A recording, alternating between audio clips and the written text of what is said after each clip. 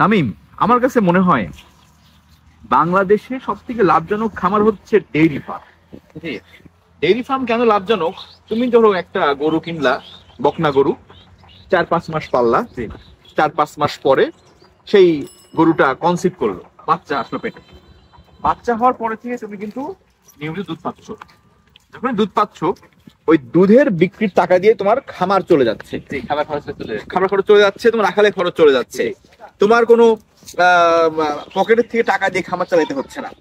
এবং বছর শেষে যেটা বাছুর, যে বাছুরটা এখন বাংলাদেশে খুব ভালো ভালো জাতের সিড দেওয়া সম্ভব, বাছুর দেওয়া সম্ভব, সেই বাছুর গুলো কিন্তু ভালো জাতের হয়। যেমন ধরো এটা একটা দেশি গরু, এই দেশি গরুর পেটে যদি আমরা একটা ভালো সিমেন্ট দিই এবং সেই সিমেন্টের পর যদি একটা বাচ্চা হয়, বাংলাদেশের বাজারে ন্যূনতম ক্রস ব্রিডের বাচ্চাও 90 থেকে 1,20,000 টাকা বিক্রি।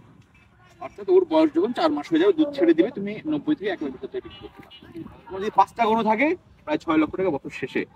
6 লক্ষ টাকার কিন্তু অর্ধেকের 6 লাখের কিন্তু পুরো অংশই তোমার লাভ, কারণ তোমার তো খরচ চলে গেছে দুধের টাকায়।